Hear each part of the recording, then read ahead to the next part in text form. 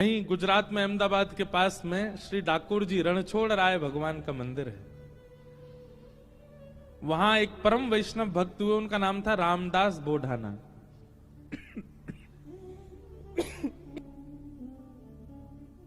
हर एकादशी पे आते थे। एकादशी कब? कल है ना? कल की है परसों की? कई लोग कल मान रहे हैं। और कल भैया सुबह हमारे बंग परिवार की ओर से, व्यासपीठ की ओर से, हम कोई अलग थोड़ी हैं, एक ही हैं, हम सब की ओर से कल श्री ठाकुर जी की ध्वजा जी पधराई जाएंगी। कितने बजे?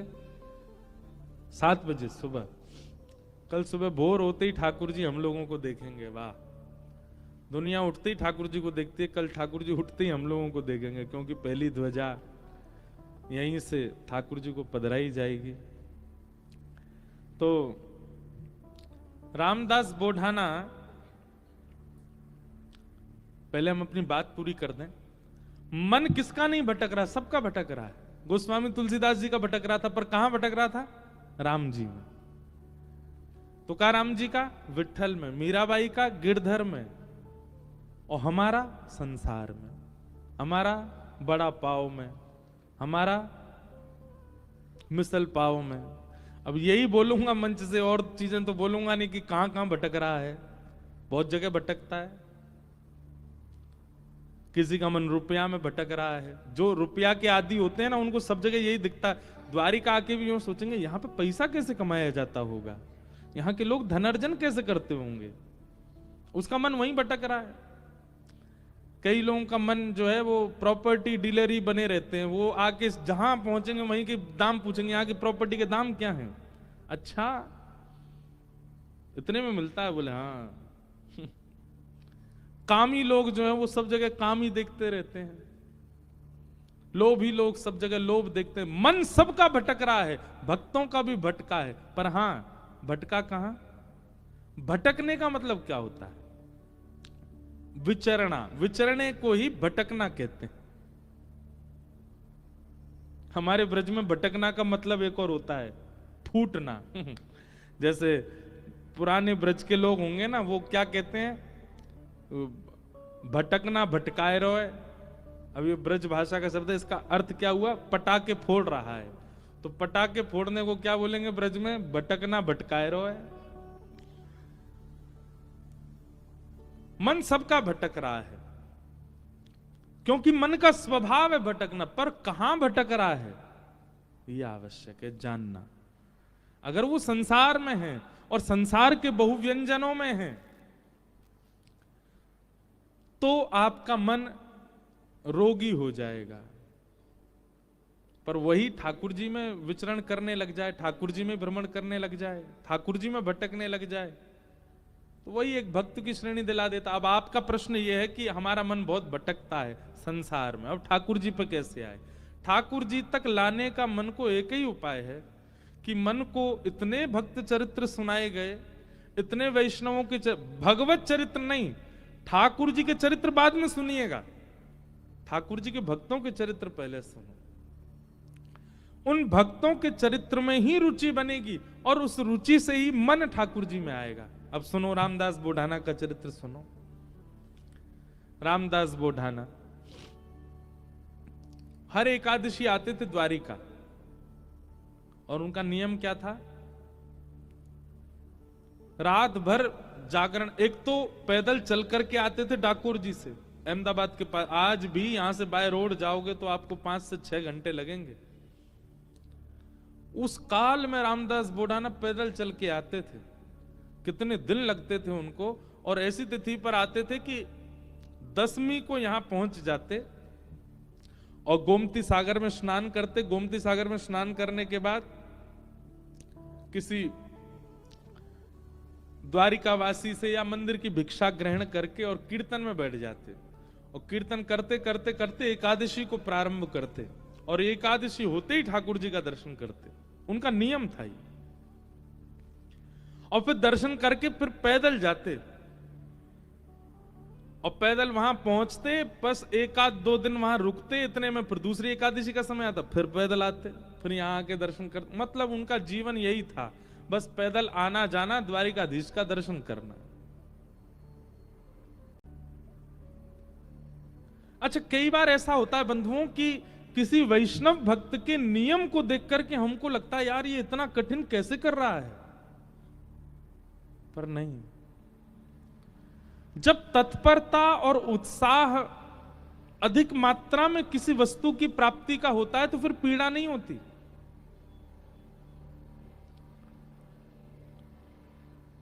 ध्यान से सुनिएगा बात को। जब तत्परता, उत्साह, एक्साइटमेंट किसी वस्तु की प्राप्ति का होता है तो फिर उसमें पीड़ा नहीं होती। किसी लड़का को कोई लड़की पसंद आ जाए तो फिर उसके लिए चाहे जो करना पड़े उसको पीड़ा नहीं होती। फिर नस काट लेगो हाथ की, हॉस्पिटलाइज्ड रह जाएगा बेचारो, रात भर भोजन नहीं करेगा, दुख भरे गाने सुनता रहेगा। हमने भी दर्शन किए कई आशिकों के लोगों को लगता है कितनी पीड़ा में, उसको पीड़ा नहीं है, वो बहुत प्रसन्न है। ऐसे ही पड़े रहने दो, अरिजीत सिंह के गाने चलने दो भाई रोने दो थोड़ा मुझको हमको लगता कितनी पीड़ा में, वो पीड़ा में नहीं है। वो अपने किसी प्रियतमा को प्राप्त करने के लिए उस मार्ग पर चल पड़ा है कि अब उसको भोजन मत दो। आप 2-2 दिन बिना भोजन के रह लेगा, भूखे ही नहीं लगी है। क्यों? प्रेम सवार हो गया चित्त पर, प्राप्त करना उसको। और फिर उससे ब्याह करा दो, 1-1.5 साल बाद फिर भोजन नहीं कर रहा है। क्यों नहीं कर रहा है? कहा बताऊं, अब तो ऐसा मन हो रहा है वैराग्य ले लूं, मैं विरक्त हो जाऊं अब मेरे भोजन सब रुचि मेरी उठ चुकी है।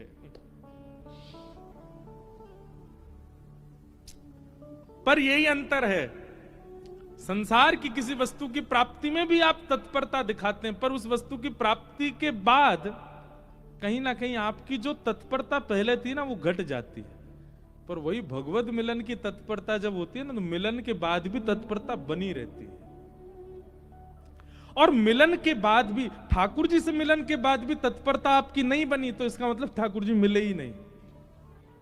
यहां तत्परता कभी समाप्त नहीं होती। संसार में और ठाकुर जी में यही अंतर है, यहां तत्परता अखंड रहती है और वहां खंड खंड खंड हो जाती है। और वस्तु की प्राप्ति में जो तत्परता, उसमें फिर कष्ट पीड़ा का अनुभव नहीं होता, फिर तो अच्छा लगता है। तो रामदास बोढ़ाना जी इतना पैदल चलते थे, 10-10, 12-12 दिन लगा करके द्वारिका आते थे। लोगों को लगता था अरे राम कितना कठिन, पर उनको वो पीड़ा का अनुभव नहीं होता था, वो तो बड़े प्रसन्न रहते थे। कई लोग मैंने देखा वो एकादशी के दिन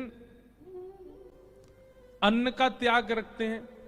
एकादशी करने वाले भी बड़े बहुत प्रकार के होते हैं। एक होते हैं वो अन्न नहीं खाते, एक होते हैं वो अन्न भी नहीं खाते और मौन भी रहते हैं,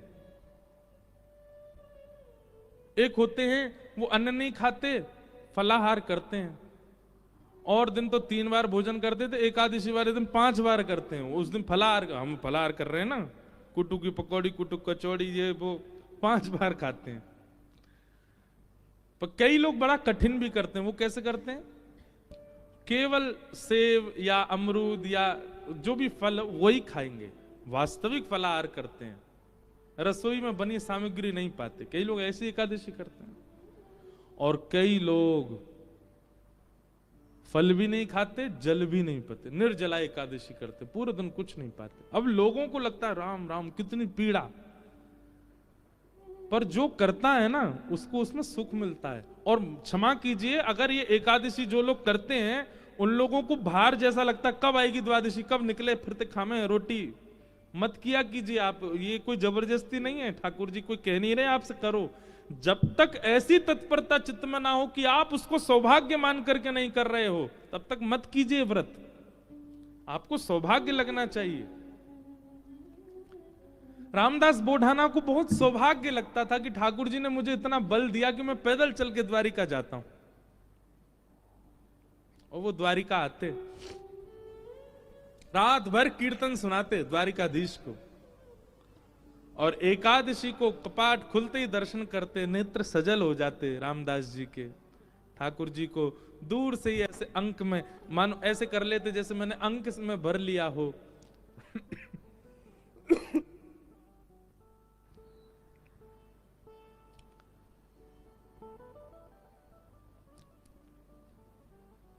ठाकुर जी दया आ गई एक दिन, और रामदास बोढ़ाना से ठाकुर जी बात करने लगे।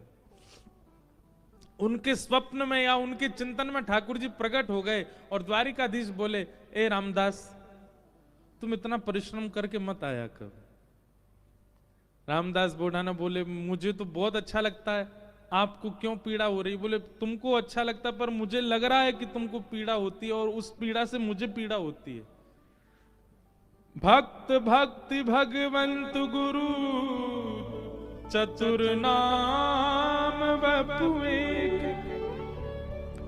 जब व्यक्ति भक्ति करते करते करते करते करते करते उसकी चरम स्थिति में आ जाता है ना, तो फिर उसको मिलने वाली पीड़ा ठाकुर जी को भी अनुभव होने लगती है, उसको मिलने वाला सुख ठाकुर जी को भी अनुभव होने लगता है, उसको मिलने वाला प्रसाद ठाकुर जी पा लेते हैं। संसार में केवल कहा जाता है,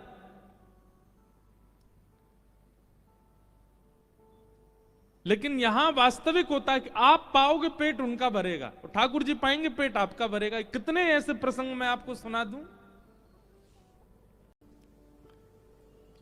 हमारे राधा कुंड में रघुनाथ दास जी षड गोस्वामी हुए अपने गौड़िया वैष्णव परंपरा में, उसमें एक रघुनाथ दास जी थे। बहुत अच्छी अच्छी लीला है रघुनाथ दास जी की।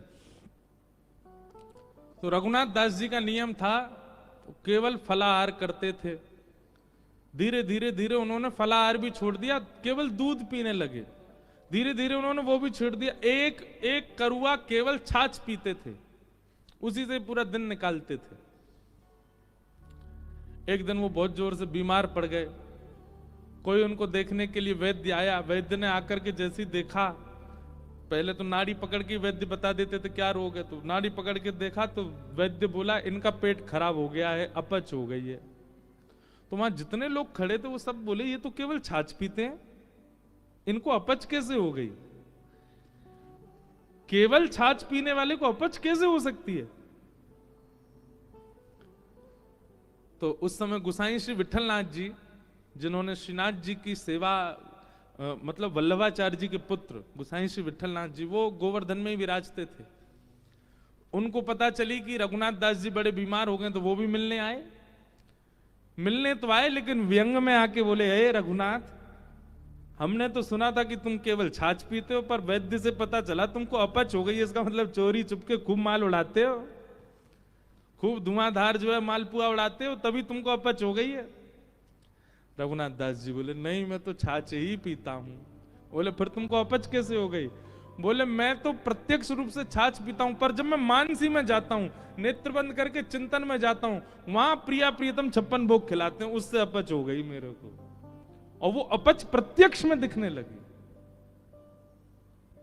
अब सोचो, इस बात पर पढ़े लिखे लोग विश्वास नहीं करेंगे, पर यह वास्तविकता है।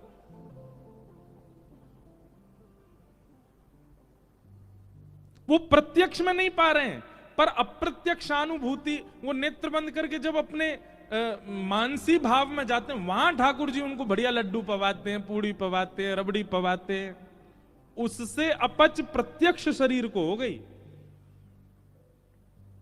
ये बात सुनकर के गोसाई जी के नेत्र सजल हो गए। रघुनाथ दास जी को हृदय से लगा लिया। बोले, जय हो, तुम्हारी भक्ति को प्रणाम कि तुमको ठाकुर जी प्रत्यक्षानुभूति करा देते हैं।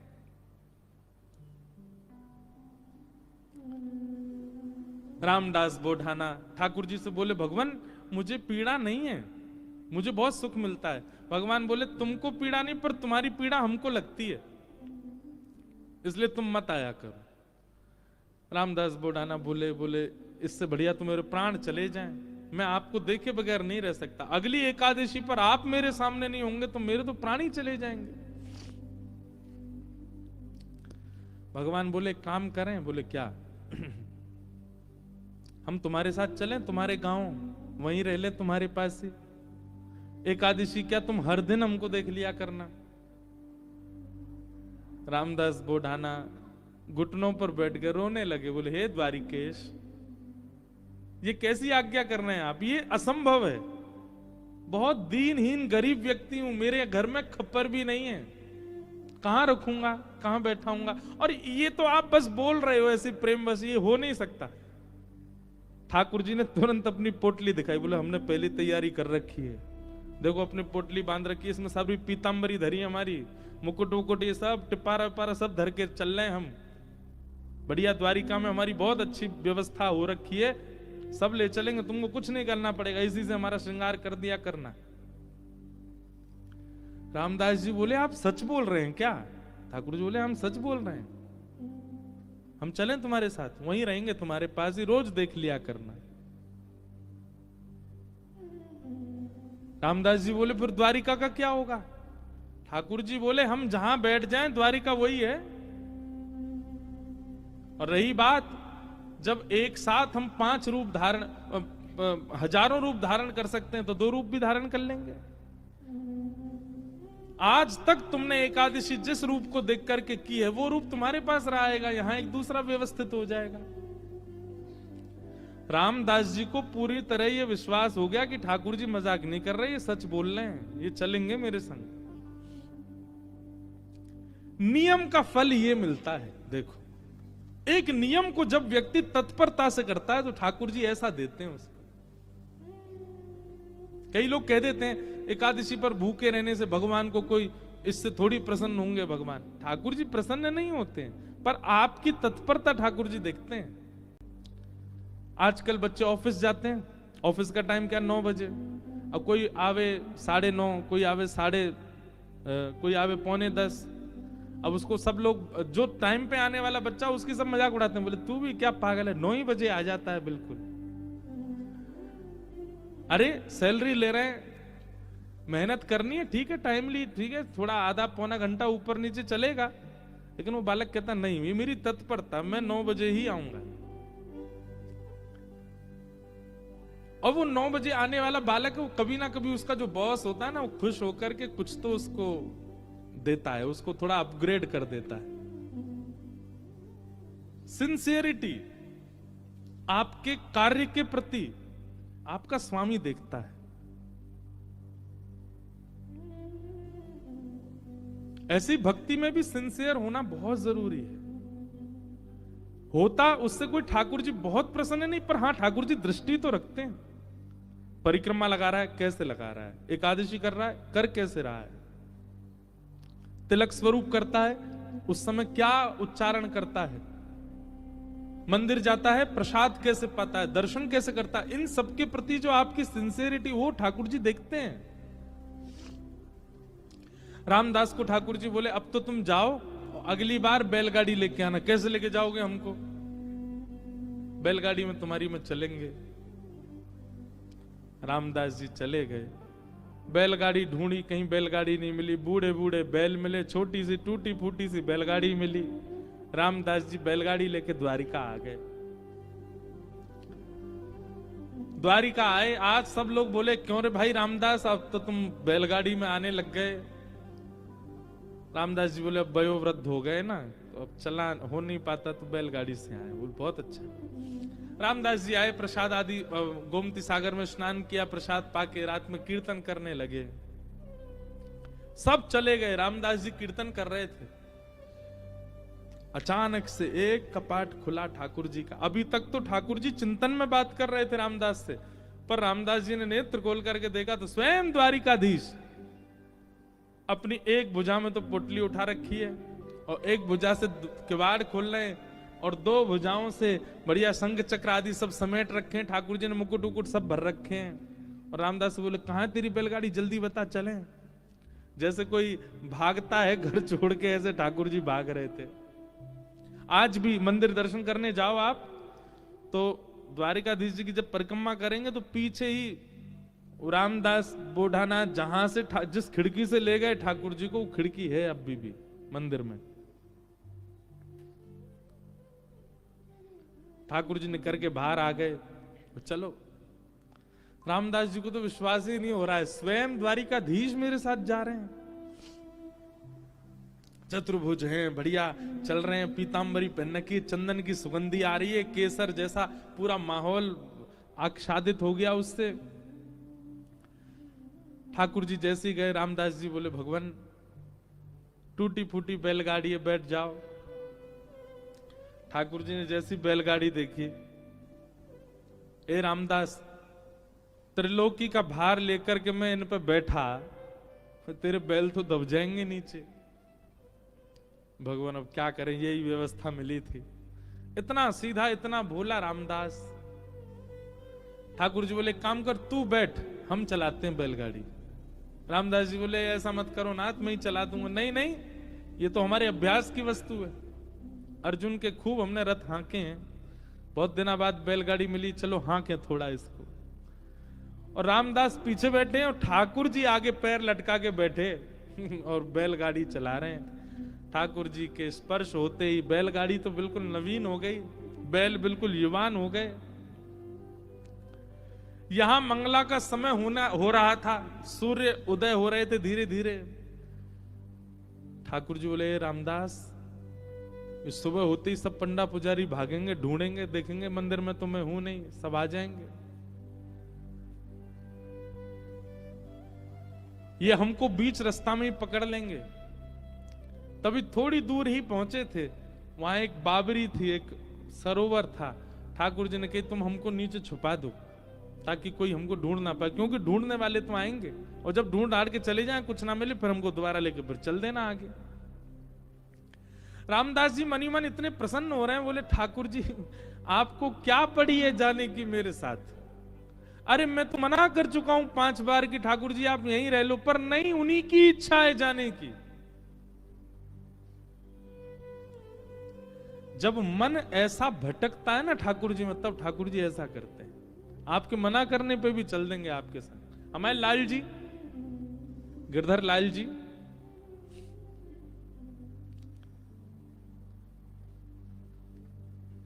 ये ऐसे ही आए हमारे पास।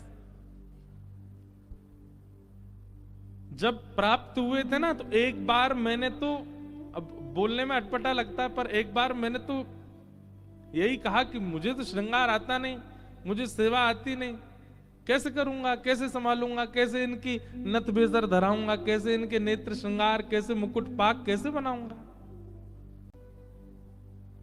ये अभी जो ये स्वरूप दिखा आपको, दिखा उसमें, ये साल में एक बार हमारे गिरधर लाल जी जगन्नाथ जी बनते हैं, तब का स्वरूप है। रथ यात्रा वाले समय पर ठाकुर जी को जगन्नाथ, और जो वैसे रूप है वो वाला भी दिखाओ जो सामान्य है। सामान्य सबने देखे ही हैं, श्रीनाथ जी के रूप में हमारे लाल जी हैं, और नेक्स्ट से हैं, छोटे से, पर ये आए स्वयं, और ये स्वयं ही आते हैं, आप नहीं लेते हैं।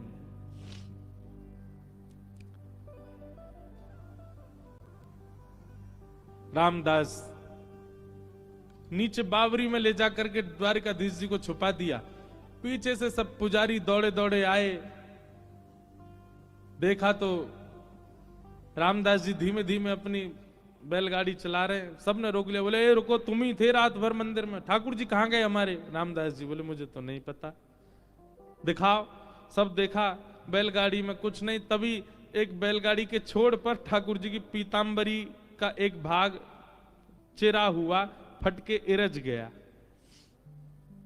अच्छा, ये सब लीला भी ठाकुर जी जानबूझ के ही करते हैं, क्योंकि कहीं ना कहीं कुछ ना कुछ ठाकुर जी को दूसरों को संकेत कराना है। ठाकुर जी की पीतांबरी का वो अंग वस्त्र जैसे ही मिला, सब लोगों ने रामदास जी को पकड़ लिया, बोले ठाकुर जी तेरे संग ही हैं, तभी तो ये चीरा फटा हुआ है यहां पर, कहां है जल्दी बता। उन्होंने मना किया तो सबने उनको मारना शुरू कर दिया।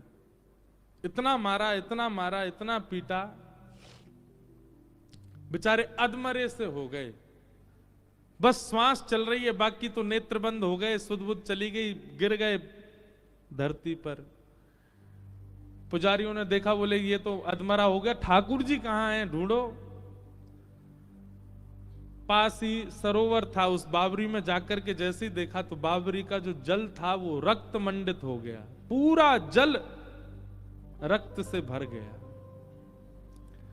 देख करके सब लोग घबरा गए, सारे ब्राह्मण बोले ये जल इसका कैसे हो गया? जल आ कहां से, ये रक्त आ कहां से रहा है?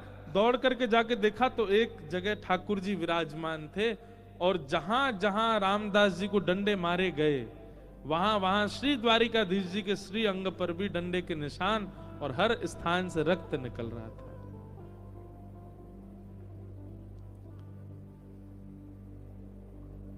सब पुजारी जी चरणों में गिर गए, सब ब्राह्मण देवता बोले भगवान ये क्या हो गया? बोले ये क्या हो गया? मेरे भक्त को मारते हो? मेरी इतनी आराधना करी, मेरी इतनी सेवा करी, इतना अर्चन किया, उसके बाद भी ये नहीं समझ पाए कि मेरे भक्त और मुझ में कोई अंतर नहीं है। सब क्षमा याचना करने लगे। ठाकुर जी बोले अब कुछ नहीं होगा, अब तो हम रामदास के साथ ही जाएंगे और वहीं रहेंगे। और ठाकुर जी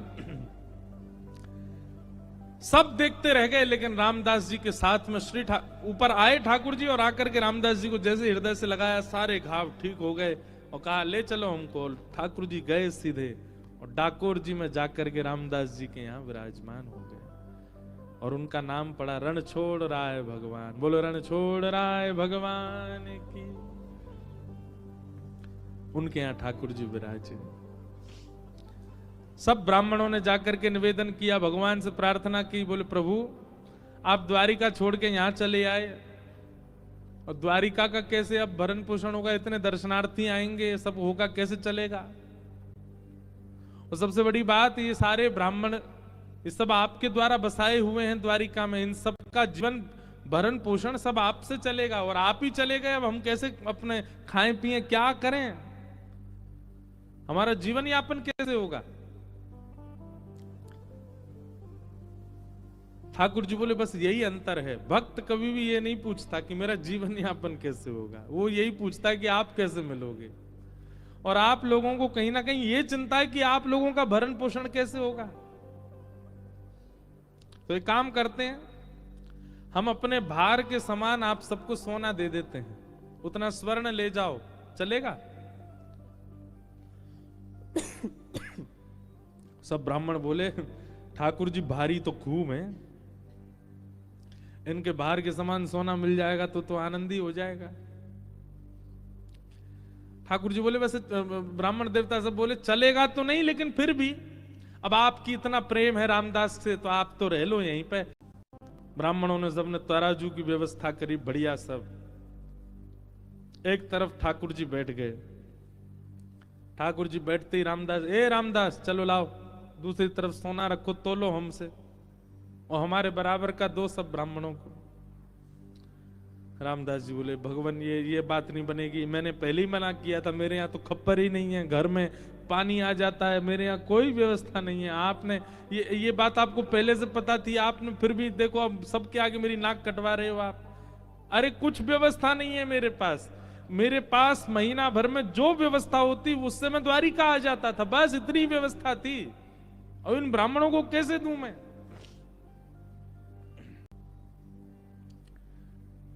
ठाकुर जी बोले तुम्हारी गृहिणी के कान में एक बाली है स्वर्ण की, वो लेके आओ, उससे हमको तोल दो। रामदास जी बोले बाली से तोलना? बोले हाँ उसी से तोलो, अभी हम चमत्कार दिखाते हैं। रामदास जी गए, अपनी पत्नी के कान से बाली निकलवा के लिए आए, और जैसे ही रखा तराजू में तो वो तो नीचे चली गई, ठाकुर जी ऊपर आ गए, बिल्कुल लटक गए ऊपर ही।